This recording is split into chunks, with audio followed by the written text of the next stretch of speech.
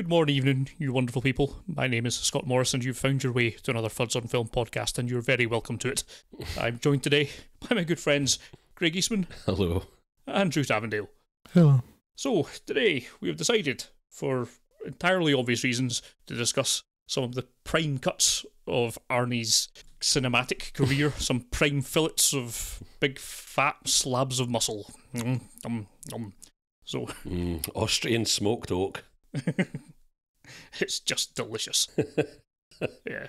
So he has had the honour of starring in, I guess, some of our favourite films from the mid-80s through to the mid-90s, so it's that, and primarily his action output that we'll be talking about today, largely because his comedy output wasn't so great, and we're not going much further than 1994 because, well, there's a bit of a drop-off in quality after that. You say his comedy output wasn't great. Have you not seen End of Days? I've seen that comedy Eraser. Oh dear. So, with no particular agenda in mind, shall we start off talking at the very earliest of his career? I mean, obviously, 1984 is not the start of this guy's career. He's been around for a long time, but we're not going to talk about stuff like Hercules in New York because, well, it's, as a concept, that's the thing you read about and go, well, that'll be funny. You buy it on VHS, you watch about 10 minutes and go, this is not funny at all. And I'm glad that one's never made the transition to the DVD era. Let's just leave that one in the past. Oh, but it has, unfortunately, underneath God, that terrible, what was it, Hollywood DVD label or whatever, the one that gave you Circuitry Man and whatnot, Scott. Good. I think you'll find if you go down to CEX, you'll be able to pick up a copy of it for about 10p on DVD. Just at least 11p more than it's worth. Oh dear. And I forget exactly when, but of course probably the biggest film he'd been in before then would have been Conan the Barbarian, which is a good fit for his character, in as much as a big, large, beaty, monosyllabic protagonist who just runs around hitting things. But the first film that we're actually going to talk about is somewhat similar in terms of the Arnie performance, but it's the Terminator, which we think we've touched on really briefly in a Tech Noir episode, like a year and a half ago. But I don't think we've ever went into any great depth of it. But clearly, the Terminator requires very little introduction. It is one of the classics of modern cinema. Anyone got anything they want to add about James Cameron's output? I think this is the start of a trend. Obviously, it was his sort of. Well, I know everybody talks about what a big box office smash Conan the Barbarian was, but I certainly, growing up, had never heard of that until well after I'd heard of the Terminator, and or maybe that's just a regional thing. Maybe in the States that was very, very different. But this marks the start of a trend whereby Schwarzenegger is married to some of the pivotal sci-fi movies of our time. Quite inescapably, he was very much at the forefront of pushing sci-fi into. I know we'd had Star Wars and whatnot before, but keeping in mind, following Star Trek, the motion picture and Star Wars, we weren't. There was a gold rush towards sort of sci-fi in cinema, but there weren't that many sort of iconic titles between. And I mean, we can argue the merits of the quality of Star Trek, the motion picture. So let's say, well, actually, I was going to say let's say Star Wars, but we can argue the merits of that as well. And I think we have previously. There aren't that many iconic titles. If you think about Alien, Star Wars, 2001. Yeah, that wasn't the start of a big thrust, though, really, was it? I don't think. If you think about when you talk about Star Wars popularising this thing as a cultural phenomenon, you go Star Wars, Alien. And then probably Terminator. When was Aliens? 86. Blade Runner. You're forgetting Blade Runner. I am forgetting Blade Runner. How could I have done that? But it's one of the pivotal things, and it marks the start of this thing where this guy has been married to that genre and was quite possibly the face of sci-fi action cinema for a long, long time. And it's also still, having watched it, when was the most recently I watched it? Over a year ago, certainly now, but still an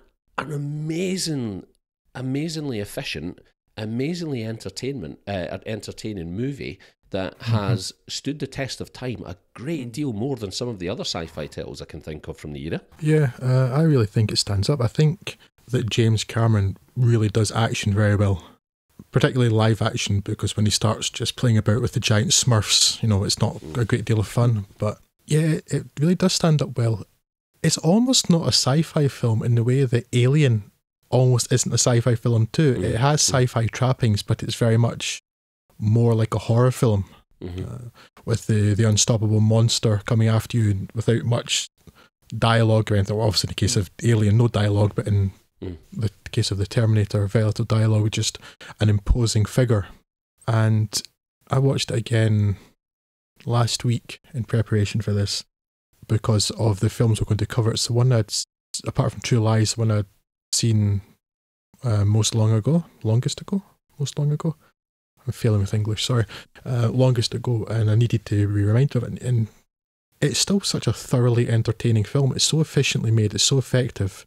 James Cameron really knows how to put a good action sequence together. And the concept of it is quite simple. It's basically, there's a big monster who wants to kill this woman. Everything around it is more or less incidental. It gives it an interesting setting that a soldier has come back from the future to the past to protect her. But beyond that, it's just, monster trying to chase women, but with really great performances from everybody. And you can see why this is a film that made Arnie a star. I mean, he'd obviously first come to people's attention in the documentary Pumping Iron, when people look, it's like, that guy's got awfully big muscles then. I'm quite impressed by that. I guess that was the idea behind Pumping Iron. I certainly know in the mid-70s it was rather popular. And then, as you mentioned, Scotty went on to Hercules in New York, that sort of thing. And I think, like you, Craig, I didn't know about Conan till a little after I was aware of things like the Terminator anyway. And maybe it's a regional thing too, because Conan the Barbarian and Conan the Destroyer are apparently based on comic books, something I wasn't aware of until about last year, I think. It escaped me so much. But there's a reason why the Terminator really put Arnold Schwarzenegger front and centre in people's minds. It's just because he was just this incredibly imposing physical presence, but didn't, I know he's not the best actor, but he seemed to work really well in that role, and he was unforgettable. He was just an iconic movie monster, basically. Just very, very menacing. Yeah. Which is something he doesn't really go back to after this, which not really, no. is interesting. Well, even in the sequel, he's a friendly one now. Yeah. It's an interesting observation you make, Drew, when you're saying about it's actually less of a sci-fi than a horror, because I'm sitting here thinking it's probably closer thematically to something like It Follows than it is to a typical sci-fi movie. Yeah, the sci-fi trappings are there, and a lot of this film does work because of the performances like Michael Biehn and Linda Hamilton, but the iconic thing coming from it was Arnie's performance. But unlike most of its sequels, it doesn't get so tied up in the whole time travel thing to the point where it just becomes a distraction from actually being an entertaining film, which is perhaps its genius. I think the time travel backstory, really, you're right, Scott, it isn't a large part of it, and it's more its motivation to thrust Michael Biehn and Linda Hamilton together. Yeah. That he's traumatised and he's now in this world where there's some hope and there's light, and it's really there as his backstory rather than being in any way integral to the plot. Which is quite interesting for like a science fiction film to not really be about the science fiction at all. Not really. Yeah, for all that, and for all we're saying, it's the iconic Arnie performance that brought him to everyone's attention. He actually doesn't have all that much to do with it, apart from just walk around in a leather jacket and grunt at people and shoot them. So it's strange that it would come to the attention that way. But at least in the following films, he'll get a bit more screen time to give out some one-liners and such like. Whereas in this one, he's very much just a very scary monster. Which I think the fact that he's not, for instance, like a Jason Voorhees or a Michael Myers, he's not hidden behind a mask or anything. He's this iconic movie monster, but who happens to look exactly like Arnold Schwarzenegger. So I think that helped him a great deal. So it was such an iconic role, but it was his face that you saw all of the time. This largely implacable face attached to this massive body. And before we get to the sequel as well, can I say, I know a lot of people cite Terminator 2 as their favourite movie of all time, or certainly their favourite action movie of all time. I still prefer this. I still prefer the Terminator over Terminator 2. And pound for pound, from a budget point of view, I don't think there's any argument to be had. And I don't say it to be contrary. I genuinely prefer the tone of menace and the low-key sort of aesthetic and the inventiveness of this is infinitely more interesting to me than any of the advances in effects that T2, which was obviously very fundamental in driving effects forward in that era. But as a film, as a piece of entertainment, I still prefer the original Terminator. I think it's more efficient. I think there's hardly an ounce of fat anywhere on it, which is not something you can say about the second. It makes probably the best use of Arnold in any of his films. I don't know. There's one we're going to come to that I actually think he does a particularly good job in, and it's not the one you'd expect. Oh, you might expect. I mean, just in general, you wouldn't have expected it from Arnie. But yeah, I mean, because he doesn't. It's focusing much more on his physicality than anything else. And I actually do think he does have a good bit of comic timing at times, and not in something like Junior, obviously, or Jingle All the Way, but in other films. Yeah, when he's not overtly trying to do comedy, yes, he's actually quite effective at times. Yeah, I think I do prefer Terminator 2 and always did, but I mean, because the tone of them is a little different. They're not. I would say they're very different. Yeah, not entirely comparable. In the same way that like Alien and Aliens have similar like structures and similar DNA, but they're quite different. I feel like Terminator and Terminator 2 are different in a similar sort of way. Yeah, but I very much like them both, but the first Terminator is the film I would go back to and watch and still feel like I could maybe get something more out of it. Whereas Terminator 2, I like a lot, but I feel after 2 views of that, I've kind of I've got my fill of that. It's like a really good theme park ride. Yes. Whereas the first film is like a really good movie. Can I take this opportunity to unleash my treasure trove on you boys? Cool. I've got something in front of me, and listeners, I've got something in front of me that I bought quite a while ago, and I got an absolute bargain on because it's got a ripped cover. I got it for £2. It's Total Recall, my unbelievably true life story by Arnold Schwarzenegger in hardback, and I have yet to get round to reading this. But what I thought I would do earlier while I was in the toilet, I had a look at the pictures. What were you doing in the toilet again? Set that one up, didn't I? And I thought to myself, do you know what I'm going to do? I think for each of the movies we talk about tonight, I'm going to give you a little insight into Arnold's thoughts on that. And how about for the Terminator, we talk about how Arnold felt at the time about his iconic line, which has stayed with him ever since, "I'll be back." Oh no. Does this sound all right? Well, I've heard Arnold's commentaries on DVDs. And the Total Recall commentaries are particular, this is particularly bad one. I knew we would mention that, and this is particularly why I want to read this, right? For the longest time, I thought this man was an absolute dolt, because primarily because every time I read something vaguely interesting about him, it was countered by my experience of listening to his commentary on Total Recall with Verhoeven, where Verhoeven was trying to offer insight and was couching things nicely and responding so graciously to Arnold's input, while Arnold basically said things like, "This is where I come round the corner and shoot him in the face." He took the idea of commentary very literally, didn't he? Yeah, and now I look back and I think maybe he just came off a really long flight and he was super tired. Because in this book, there are actually some really interesting insights, right? And he's got a lot to say about stuff that I wish he was this verbose in that commentary. And actually, I haven't read anything that he said about Total Recall, but if you'll bear with me, Scott, feel free to cut this out.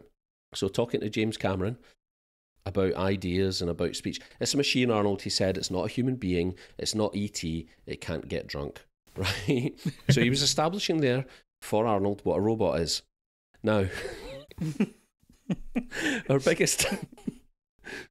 Now I get it. Now I understand my motivation. Our biggest disagreement was about "I'll be back." Which, as an opening sentence on this topic, startles me that there was a disagreement. That, of course, is the line you hear the Terminator say before it destroys the police station. The scene took a long time to shoot because I was arguing for "I will be back." I felt that the line would sound more machine-like and menacing without the contraction. "It's feminine when I say the aisle," I complained, repeating it for Jim so he could hear the problem. "Aisle, aisle, aisle. It doesn't feel rugged to me." He looked at me like I'd lost my mind. Let's stick with aisle, he said, but I wasn't ready to let it go, and we went back and forth. Finally, Jim yelled, "Look, just trust me, okay? I don't tell you how to act, and you don't tell me how to write." And the very Very thought of someone speaking to Arnold Schwarzenegger like that. And we shot it as written with the script. The truth was that, even after all these years of speaking English, I still didn't understand contractions. But the lesson I took away was that writers never change anything. This was not someone else's script that Jim was shooting, it was his own. He was even worse than Milius. He was unwilling to change a single apostrophe. Where is that level of insight over something as simple as a line of dialogue in the Total Recall commentary album? Were you holding this back for the book, which only cost me £2? Oh, I'll drop other little fact bombs like that on you throughout. Look forward to it. Yes, we do need to make up a jingle now. Yeah, just to go back to what you were saying, Craig, about effects and things too. Like in Terminator 2, the effects were groundbreaking at the time. It was where ILM really first made their name, I think. And you go back and look at Terminator 2 now, and some of it looks so pony. Particularly the bits where Robert Patrick looks like he's wearing foil pie dishes on his shirt.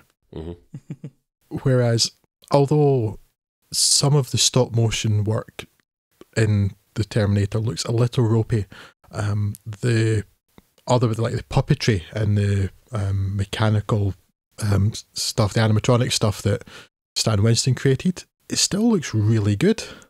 It's always gonna, isn't it? Yeah, it's held up so well, and again with such a little budget. It's probably unfair to say, because I've no doubt that guys and girls working behind Silicon Graphics workstations back in the early 90s and whatnot were putting in a lot of effort to it. But when you see proto CGI happening on the screen, and when you see it aged like it is now, it's difficult. It feels difficult to appreciate the craftsmanship involved in it, because it looks so sanitized and clinical and unreal.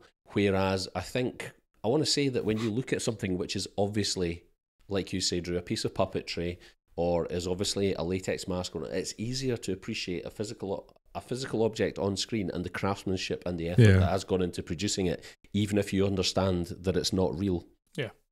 Yeah, and I feel like that's a barrier for that stuff that you'll just never be able to get over with movies from the mid to late 90s with the CG. Yeah, it's not just that too. I mean, you look at George Lucas, who in many respects pioneered a lot of use of special effects and things, and when you see him talking round about the time of, it wasn't the Phantom Menace so much because that had mostly a puppet Yoda, but by the time he was making Attack of the Clowns, and he's talking about, why do people prefer the puppet? Like, it's not a real thing, doesn't matter. But and partly it's the quality of the CGI too, but still, there is something very different. You look at The Empire Strikes Back, and you look at Yoda, and you know it's a puppet, and it's not real. But at the same time, apart from the fact that you can buy the character because Mark Hamill clearly believed in that character, so the audience buys it.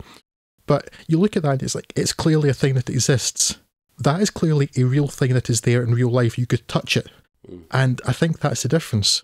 If you look at like less than stellar CGI is not aged particularly well. You look at it like, it's clearly not a real thing. And you have such a disconnect with it. Whereas even yet, it may just look like a maquette or something, or this machine that's crawling through the factory at the end of the Terminator. Sometimes it looks a bit ropey, but at the same time, you look at it and go, yeah, that is a physical thing. I am aware that exists, and you feel so differently about it. Yeah, because the other actors are acting against a performance of something, even if it's a piece of metal on a string, as you know, or an assembly of pieces of metal on a string that has a form, as opposed to a tennis ball being hovered in front of them. This is the eye line. Just react to the tennis ball. I don't even think it's just that. Certainly that's a part of it. Because certainly performances can be different when the actors are, physically in the room with a thing, as you say.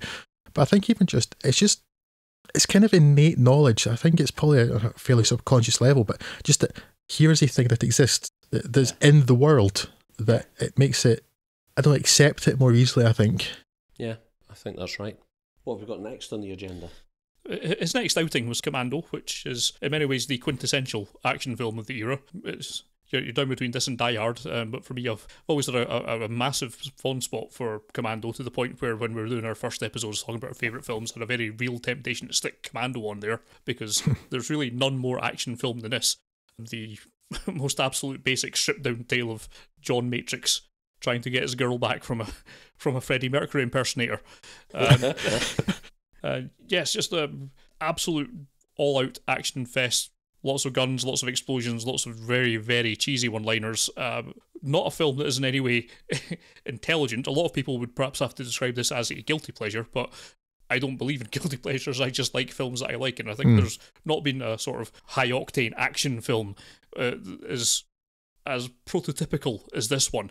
There's more interesting films, more character-driven films. There's many other different films, even inside the action genre, that put spins on things. But in terms of just being a really enjoyable slab of one man shooting up lots of men, there's not much better than Commando, in my humble opinion. I'd call it less prototypical and more archetypal, Scott. It's just it's the action film in so many ways. Yeah. Now, when I proposed doing this Arnold Schwarzenegger episode, it was in part because, well, this would be tremendously easy for us, because basically these are the films in which we grew up. But also, it would be enjoyable for us because these are the films in which we grew up. And really, so yeah, from mid-80s to mid-90s, with Arnie, the main person, these are the films of our childhood. There's a wee bit of people like JCVD in there, that sort of thing, but Arnie, we grew up in Arnie. Yes, we've got lots of other films to watch too. But these were prime years, starting high school by the time True Lies, etc. comes out. And chief amongst these for so long was Commando, with the wonderful non-logic of Sully and the ridiculous amount of weaponry that Arnie carries at the end, and all the explosions, and the so very 80s camp villain with his chainmail vest, because... Yeah, I've never been able to explain that one. It's armour, Drew. He needs armour. Yes, because he's from the 1300s. Or I am very sad to find, though, I last watched Commando perhaps a couple of years ago, sometime after we began Fuds and Film, and I don't enjoy it anymore. And I'm frankly devastated by that. Boo. Well, I watched it half an hour ago, and I still love it, so... I loved this film so much. I watched it so many times. With every film that we're covering tonight, I've seen possibly a dozen times minimum over the years, and yeah, this was like the archetypal Arnie film. It's just so cheesy and corny, and it's so very much of its era in every way possible. And I just don't enjoy it anymore, and I don't know why. I know certainly when a couple of years ago now, Scott, when we discussed the Bond films, I mentioned that like when the end of the Bond films, it turns into things with just people running around with guns, my attention completely wanes. Yeah. And it's maybe that because half of the film is people just running around with guns, and I think it probably bores me a little now. So maybe it's... I'm always grieving the loss of Commando as this film that I loved from my youth. It's very, very disappointing and surprising to find out that it no longer does it for me. But I mean, if you're going to point to, be like, what's an Arnie film? You still have to say, yeah, well, Commando. Yeah. Interesting comment. Arnold agrees with you, Drew, when you talk about archetypal. I was riding the great wave of action movies, a whole new genre that was exploding during this time. Stallone started it with the Rocky movies, and I'm not sure I agree with you there, Arnold. In the original Rocky, in 76, he looked like just a regular fighter, but in Rocky 2, he had a much better body. His Rambo movies, the first two especially, also First Blood, maybe not Rocky. Yeah, also had a giant impact. My 1985 movie Commando continued that trend, coming out the same year as the second Rambo and Rocky 4. Then the Terminator and Predator expanded the genre by adding sci-fi dimensions. Some of these movies were critically acclaimed. All of them made so much money that the studios could no longer write them off as just B-movies. They became as important to the 1980s as Westerns were in the 1950s. I don't think you can actually argue with that. No, I can't argue with that, apart from the fact that he, for some reason, invoked Rocky 4. Yes. The ultra cheesy one with Dolph Lundgren as Ivan Drago. I don't think he was necessarily invoking it in terms of quality and whatnot, so much as to root it in a period in time. But perhaps no. Yes, but the rest of it, yeah, I think I couldn't argue with that at all. No, I see. I look back on Commando has come full circle for me, and I wanted to talk about this a bit later on as well when we get to Last Action Hero. Commando's such an interesting movie for me. I've never grown tired of it. I don't think I've ever been tired of it when I watch it, and even that last like half hour, Drew, which as you say is just, I mean, in incessant gunfire. It is very much for half an hour. The extravagance of it never ceases to amaze me. I still don't know that it's ever been matched, to be honest. I don't think Private Ryan matches it. There's a real feeling I had for that initially where I found it comical. And it was just a bad movie that was really, really enjoyable. And it became a go-to beer movie for me. Back in the day, you guys remember our friend from school, Drummond, who used to spend a lot of time knocking around with, and myself and Drummond and his brother Cameron used to go to the cinema and stuff and watch all sorts of nonsense. And we would like about once a week, we would suggest a movie to sit and watch on what was probably the biggest TV any of us owned, which at the time was about 21 inches or something like that, which Cameron had. And we would get a couple of beers in, and this time we watched Commando, and I've never laughed so hard and so long in my life as I had the night the three of us sat at about midnight, started watching Commando and drinking beer. It is a quintessential moment from my childhood, and it framed it as a sort of almost a comedy, because it's so patently absurd and bad in every respect, and quite clearly took itself so seriously. And then this weird thing happens with action movies, where around the time of Last Action Hero, Arnie himself, probably ahead of its time, begins a sort of the postmodern movement of cinema reflecting on itself. And Last Action Hero absolutely bombed because of that. And to look at it now, I think that was probably incredibly brave for him to do, to sort of poke that level of fun and demonstrate that level of self-awareness about it.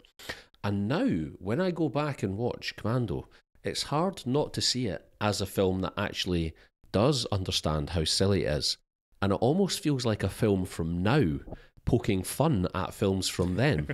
It exists in this like weird quantum state for me, and it never fully decoheres into one or the other. Definitely, I've been really disappointed recently.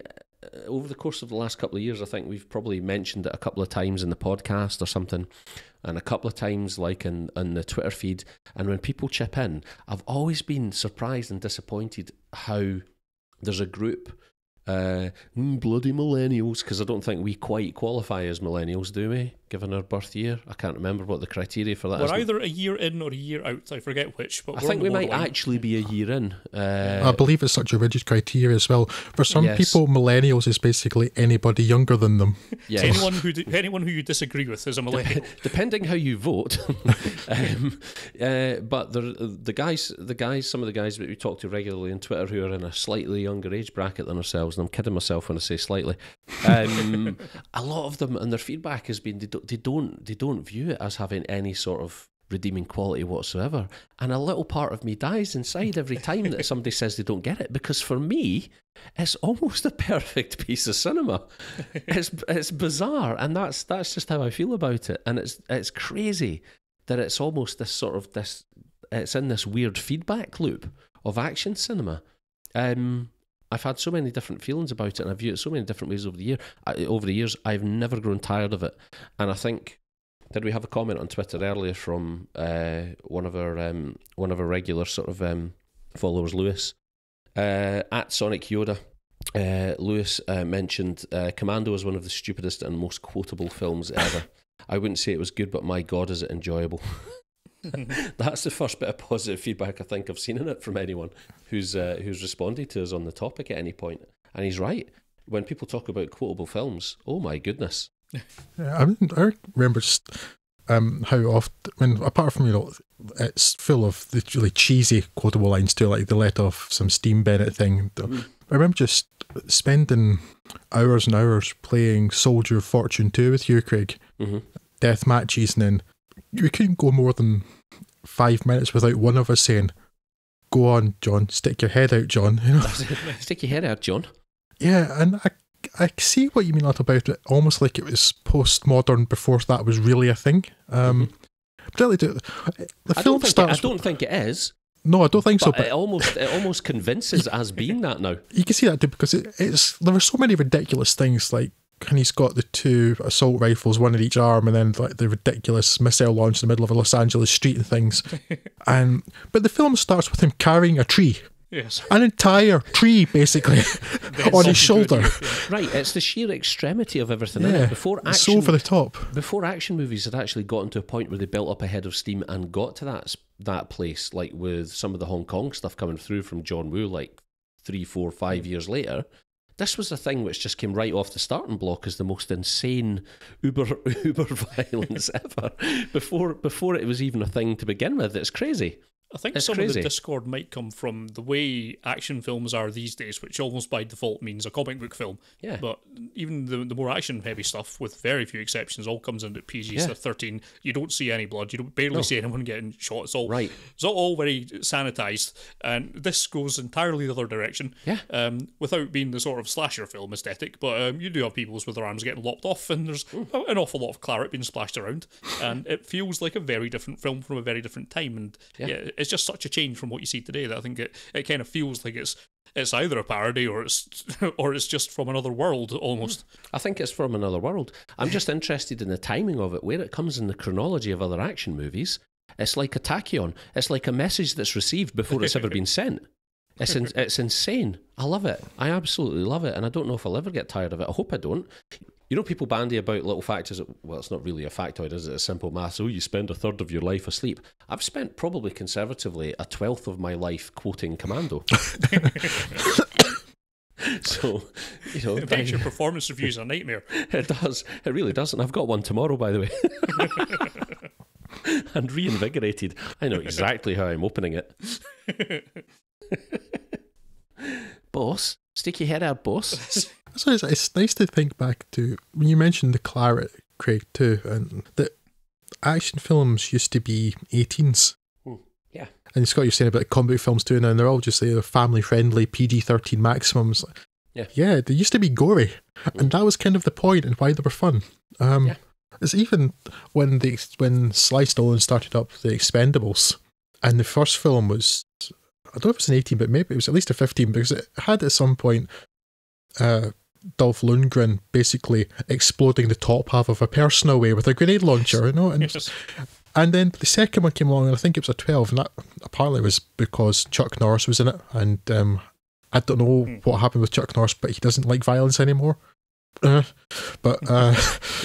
But then it just got so sanitized, and it's all just so...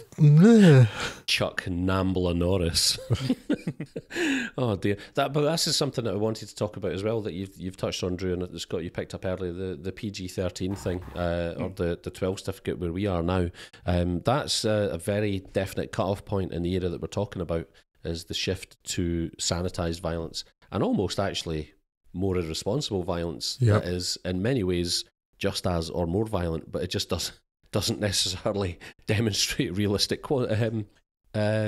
outcomes of violence so much. It's the most bizarre thing. Bizarre thing. We will actually come back around to this, but I'll mention it now because we'll be covering Total Recall, of course, which again was an 18 on release, very violent in many parts, but the remake of that was a 12, I believe, and Scott and I were tore into this when we covered it back in the one-liner days. And the fact that the violence as it's shown in the 12 rated, PG-13 rated remake, quite apart from all the other things that are wrong with the remake, you know, that it exists for one thing, but it's completely irresponsible violence because it doesn't show any consequences. Apparently guns just make people fall over. Yeah. Yes. That's all that happens. And you wonder why 2-year-olds run around shooting their parents when they get hold of a gun. It's because there's no consequence shown. That's maybe a stretch, but that's what I'm going to come out with. Daddy will throw his head back, stagger around, and fall over. Yes. Yes, I've seen him do that when he's had a drink. Can't be any worse than that. Oh dear. But yes, I wish there were more love out there for this, because I do think it's just an insanely beautiful little gem. I don't know. I've after my poor experience the last time, I have wanted to go back to Commando, but I'm rather afraid. As part of me hopes that the next time I watch Commando, I'll rediscover my love for it. Oh yeah, maybe I was just in a bad mood the last time or something, but part of me is afraid that it's gone, and I don't want it to be gone. Well, I still said. Hey, what's next? Next up in our little jaunt through memory lane is one of the arguably minor Arnies, but Raw Deal is certainly one of the more interesting ones. Yeah. Where Arnold basically turns. It's a strange film on a number of levels. It's in many ways written as though it's an undercover cop going into the mob to kind of avenge his friend's son's death. But at certain points, Arnie films just break out in the middle of it, and for no reason there'll be a gunfight in a quarry that'll drive a lorry through someone's front window just because. So yes, yeah, it's almost a dramatic role for Arnie rather than an action role, though, isn't it? Which is quite unusual. It feels very much like a script that was retrofitted to be an Arnie film. Yes. I meant to try and look about it, but it feels like it's a fairly straightforward infiltration story that someone's just slapped our action scenes on almost at random. For all that, I still think it works pretty well, and it's definitely a very interesting thing for Arnie to be doing, because it's very different from any other roles. It's the first one where I've seen where he really has to do any sort of acting in any capacity. Yeah. So, It's an undercover cop thriller that, like you say, has just been retrofitted on the basis that, well, wait a minute, people pay to see this guy blow it up. Yeah. I had last seen this a long, long time ago, and all I really could remember about it was him driving around in a quarry, shooting people. It's the only bit I've ever cared about. That's the sort of thing that sticks in your head. But there was another podcast which started up last year, I think, called Perfect Waste of Time. And those two gents were kind enough to watch Raw Deal on my request. And they've in fact now done 2 films on my request and 1 on Craig's, because apparently we own them. And wasn't my request Commando? Yes, right. The week after they didn't appreciate it. The week after I suggested Raw Deal to them, you suggested Commando, and then I suggested a Jason Statham film to them recently, did The Transporter. So I apologise for that, guys. But yeah, they'd been doing a lot of sort of early 80s action film, and obviously, if you're listening to this episode, you've aware by now that we love this, and again, it was what we grew up on. And I'd almost suggested Raw Deal to them as a joke, and I didn't want to go for the really obvious Arnie stuff like Commando, like Craig had suggested just afterwards. But I thought, no, watch Raw Deal. And they watched it, and they actually quite liked it. And I'm like, you had a lot to say about the editing in particular. Yeah, this is exactly what I'm coming to, Craig. And I was quite surprised. So I was like, I didn't want them to not enjoy it, but I kind of thought this is just a bad Arnie film. They'd have fun taking it apart, and they said, I actually quite enjoyed it. Okay, maybe I should watch this again then. So it's straight on to watching Raw Deal again, and it is it's not a brilliant film, but it's considerably more interesting than I expected, and it is Arnie stretching himself a little acting wise. I mean, he's no Olivier, never was going to be, but I think he can do a decent job, and it's so not an Arnie film, and for this to follow Commando, so strange. And yes, it's a film that does feel, as you say, it's got retrofitted to be an Arnie vehicle. But I still find it quite interesting. And yes, it is. It does show you how important a good editor can be, because if you don't know, the editor for Raw Deal is the wonderful and sadly very recently deceased Anne Coates, creator of perhaps the most famous match cut in cinema history. And that's not meant to be a pun, but it's just the competency in editing alone can just pull a film together in a way that you wouldn't expect. I don't know there's a great deal more to say about Raw Deal other than that it's Arnie, stretching himself a little acting wise, trying something a bit more dramatic and not just shooting people. And if you're interested in Arnie at all, it's an interesting side road, I guess. The wee detour it takes before he goes back full on into action with Predator. What surprises me about this is he himself has got very little to say about it. I'm searching the page references for Raw Deal, and it's literally just mentioned in passing, and the only point at which it's mentioned in any other context, and from this it sounds like it was grudging, he's talking about Total Recall, and the Total Recall script having been kicked around Hollywood for ages, and Dino De Laurentiis having owned the rights for much of the 80s and having tried to produce it twice already, once in Rome and once again in Australia. I was pissed that Dino didn't offer it to me, because I told him that I would like the part, but he had a different vision. He hired Richard Dreyfuss for the Rome attempt and Patrick Swayze from Dirty Dancing for the Australian attempt. I'm glad that he doesn't have to explain who Dreyfuss is, but he does Patrick Swayze. Meanwhile, he gave me Raw Deal. So it sounds like that might have been a bit of a sore point for him, actually, and he's got very little else other than that to say about that movie in the book, but like you say, it's actually one of the more interesting entries in his canon, because I feel like it marks the start of him trying to do something different. Yeah, exactly. And never really being given the chance. Yeah, I mean, if you look at it, he has come back to, I want to say like a straight role, which is not quite accurate, but rather than just a straight out action style, action hero role.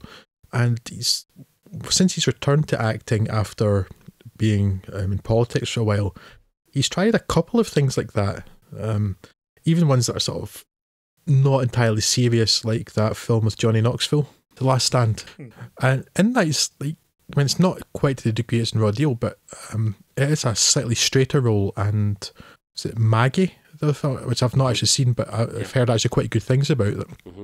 He has every now and then veered into kind of more, at least slightly more dramatic roles, and he can do a decent job. He's never been the best actor, never was going to, but he does have a little range at least, and he's coupled with his innate charisma, which is why he was such a star in the 80s. I like Arnie, I always have liked Arnie, just found him very, very charismatic, and so he can actually stretch himself a bit, whereas, for instance, like Sly Stallone, who was his real big, not competitor, but his peer, I guess, at the time.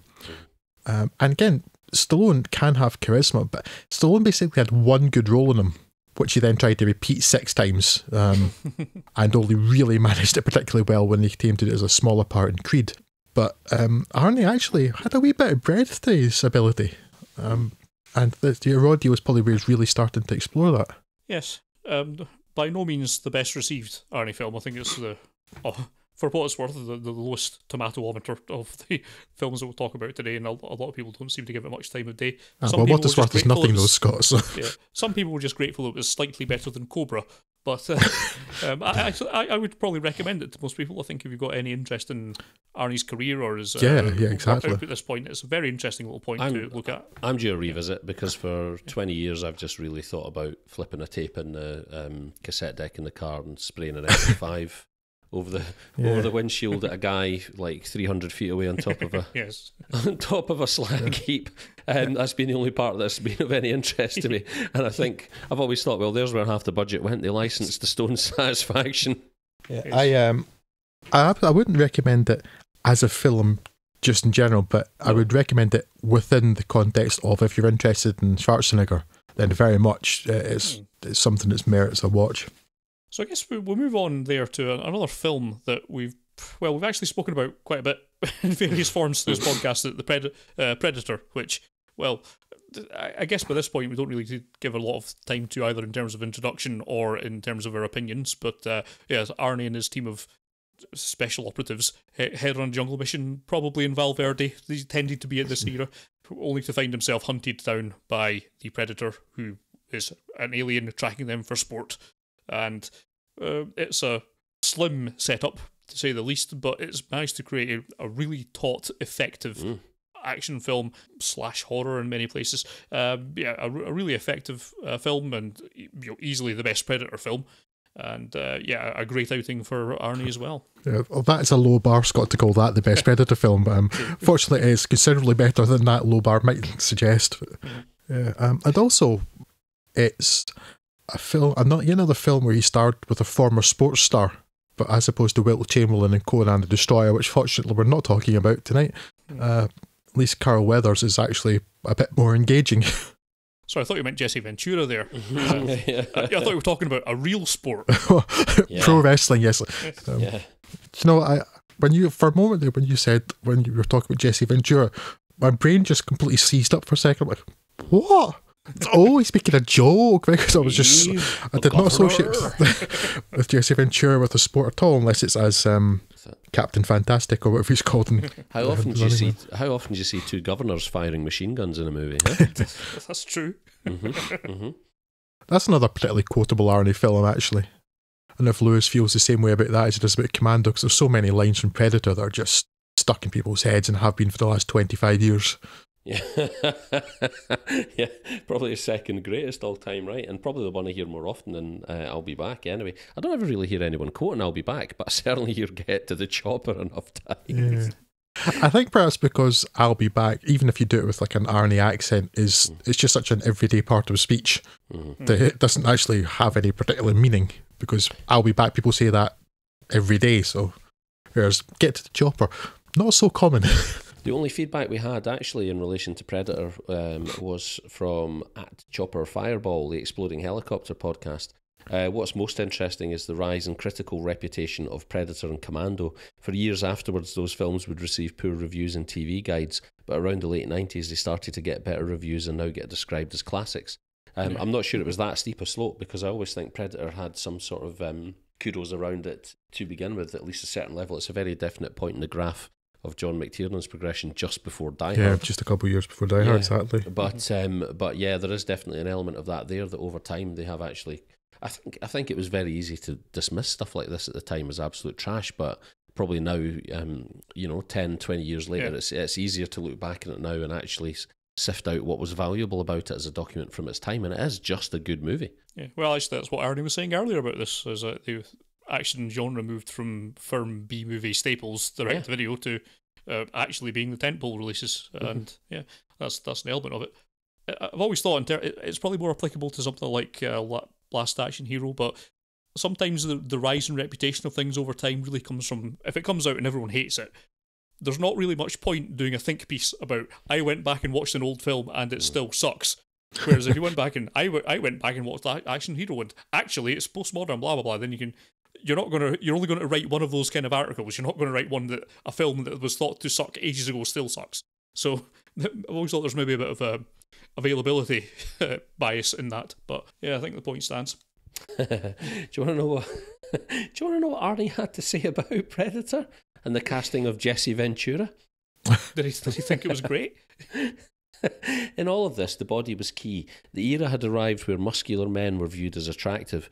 Looking physically heroic became the aesthetic. There's value in this. They looked powerful.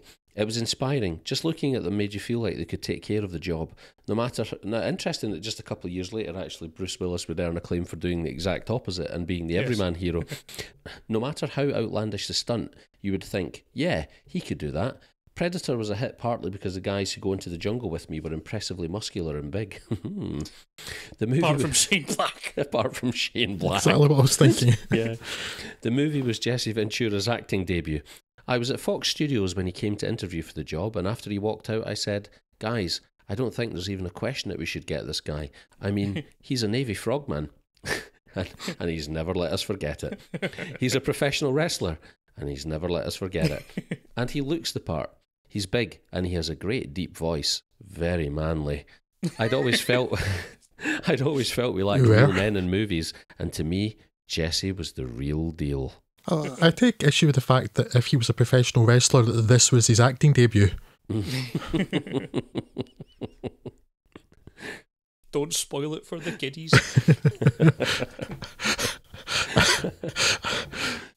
Oh, wow. Sorry, I'm just also looking at how much he was paid for some of these movies, which at the time, my God, I don't think he'd have been earning as much. I know by the time of Terminator 2 and Eraser, it was like 25 million, but that's when he was getting huge budget films and he was the star. My plan was always to double my salary with each new film. Not that it always worked, but most of the time it did. Starting from $250,000 for Conan the Barbarian, by the end of the 1980s, I'd hit the 10 million mark in pay. The progression went like this. Terminator, 750,000. Conan the Destroyer, 1 million. These are, even when you think about it, adjusting for these are big figures. Yeah. For films that actually at the time, I'm thinking the budgets of these. It's a good chunk of the budget, yeah. Isn't Predator only about 20 million for a budget? Well, I know we talked about that on our Predators podcast. Yeah. Commando, 1.5 million. Red Sonja, inverted commas, cameo, 1 million. Predator, 3 million. The Running Man, 5 million.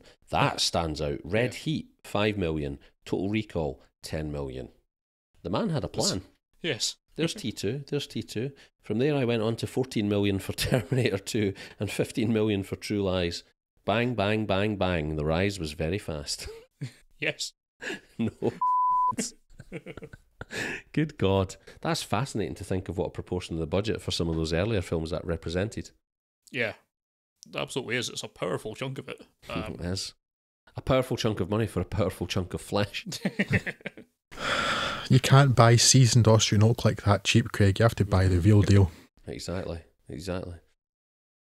I think if you want more details on the Predator podcast, as Drew mentioned there, you can go back and listen to Predator's podcast, but I think it's safe to say it's really, really good, and you should watch it. It's very good. Yes. It doesn't have Gary Busey in a tinfoil suit. Can I just mention again how terrible Predator 2 is and why Scott is wrong? My favourite film of the franchise.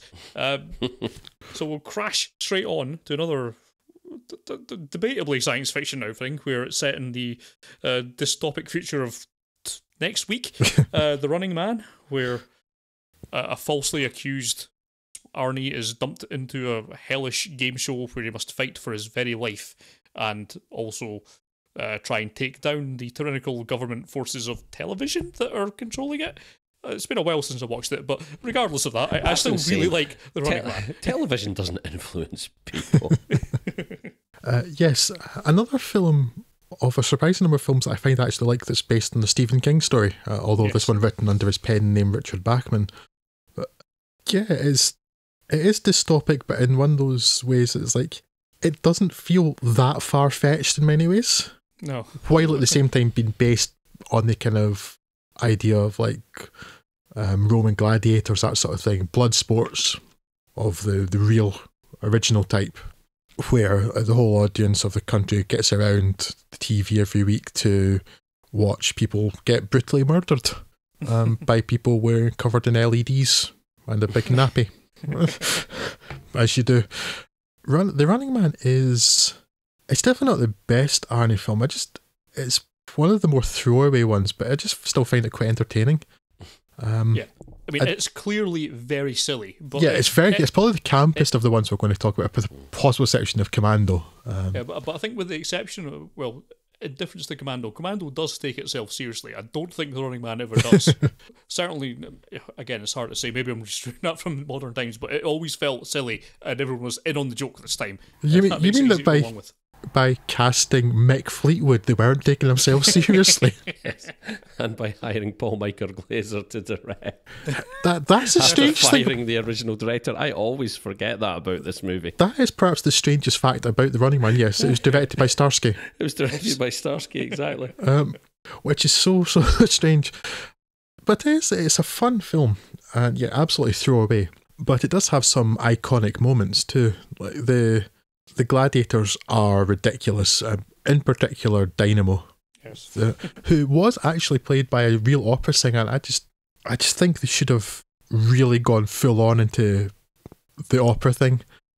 There's bits where he's singing, and I was like, yeah, you didn't fully commit to that. It's so ridiculous. You should have just fully committed to him being a full-on opera singer who also happens to murder people for a living.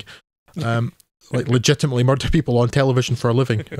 And she just gone full on into that and have him singing arias all the time while he did it, because it had just been so daft and really, really fun. But yes, the second film where Jesse Ventura plays an important role, and I think even a more important role than in Predator, because he's so ridiculous in this, and it's fantastic. Captain Freedom, isn't it? Captain Fantastic, something different. Captain Freedom, the retired gladiator. Clearly the film has a message about media and television control and people not thinking for themselves and that. But it's written by Stephen King, so he's not really the sort of writer that can do that real justice. And Glazer wasn't a director who could do it justice either. No, but it's still fun. It's and just seeing Jesse Ventura with the most ridiculous, most plastic-looking armour you can imagine. Yeah. Pretending to murder Arnold Schwarzenegger in a CGI reconstruction. It's just so entertaining. And the most ridiculous clothing, it's like, there are times too when to have a physique like Arnie's really helps, because if he did have a physique like Arnie's, he's going to look really, really stupid in that outfit. Yes. The spandex flatters him. I remember greatly enjoying Running Man. I can't think this might actually even have been the first Arnie film that I saw. And I remember greatly enjoying it at the time. But it's probably one of the ones I feel most ambivalent about now. I'm not really... I'm really neither here nor there on it. I'm trying to think when I most recently watched it, and I couldn't tell you. You're probably depressingly enough, you're probably pushing about 20 years You know what? since I You might last have watched a it. point in that now I come to think about it, because I always remember it very fondly, but I've not seen it in Lord knows how long, because I don't feel unlike many of the other ones, I don't think there's even the slightest hint you're going to get anything more from watching this even a second time, let alone a 20th. Exactly. And so it is God the one I've knows, seen at least. undoubtedly I own it somewhere, or it's sitting on my network drive or something like that, undoubtedly, but I can't imagine a time when I'll feel like going back to watch it. I'm kind of almost happy to leave it with sort of half fond memories, but it's an interesting point on the arc of his career where actually I think the bomb could quite easily have dropped out of it after this if he hadn't built up quite the head of steam that he had at this point in his career, because by all accounts I think it wasn't that well received at the time, and from what I recall of it, it definitely has this sort of, it felt like an earlier, lower budget movie than it actually was, and is. When you look at it in the canon of Arnie films, and a lot of that is just down to the studio handling of it, and I think Glazer as director, which our man Arnie talks about in some detail, but I won't bore you with it. But he's hiring Glazer was a mistake. He didn't have time to research or think through what the movie had to say about where entertainment and government were heading, and what it meant to get to the point where we actually kill people on screen. In TV, they hire you and the next week you shoot, and that's all he was able to do. As a result, The Running Man didn't turn out as well as it should have done. With such a terrific concept, it should have been a $150 million movie. Instead, the film was totally screwed up by hiring a first-time director and not giving him time to prepare. That feels legit. Yeah. I actually watched this last year, perhaps, and so when I say that, like, it's all right, it's reasonably entertaining, that's from a fairly recent viewing. And without Arnie, I mean, the presence of Jesse Ventura absolutely helps, but without Arnie, it'd be difficult to enjoy it. His charisma, his presence really helps a lot. Without Arnie, it'd be almost difficult to imagine this having gotten into cinemas. Yeah. It's it would be a straight-to-video release without him, I think. And certainly certain elements of it feel straight-to-video, like in terms of the quality of the sets in some places. But there is actually, with modern knowledge, a nice wee twist to it that makes it a little bit more satisfying. The guy that plays Killian, is it Richard Dawson? Mm-hmm. Guy did Family Feud in the United States. And if you've seen some of the deeply disturbing videos of him being a disgusting, creepy, lecherous old pervert on Family Feud. So when you've seen those clips on YouTube and things, and like sort of wanting like young girls to kiss him and things, when he gets killed killed in the film, that's deeply satisfying. Yeah, I've always thought in many ways The Running Man is the first film of the #MeToo movement. Time's up for him, Scott. Yeah. Of the films that come tonight, it's probably the one that I would recommend least. Nah. Well, I don't know, maybe. I'm talking, you thinking Red Heat, Scott, perhaps? Yes, perhaps. Yeah, I don't know, but if this film is as fun as I remember it being, it's certainly much, much better than Red Heat. Yeah. Do you know, I might have argued that point up until I watched Red Heat again last week, and like, I remember this being much better. Oh no, this is so I was like, oh good, it's Arnie, yay, and you're disappointed it's that Belushi. Okay. Yeah. I was going to say to go on to Red Heat, but I mean, really, that's entirely summed up my opinion of Red Heat. Is Red Heat, where Arnie comes over as a Russian cop to track down the escaped. Well, it's not exactly a convict, was he? He was. He hasn't got as far as being convicted yet. Yes, but an escaped wanted criminal. Man. Yes, and who's escaped to America, where he's teamed up with, unfortunately, James Belushi. They track him down throughout the hot Chicago summer, shooting people and without really doing anything of interest for about 90 minutes, if I remember. Yeah. I actually watched this last couple of days ago, and I didn't like it when I first saw it donkeys ago.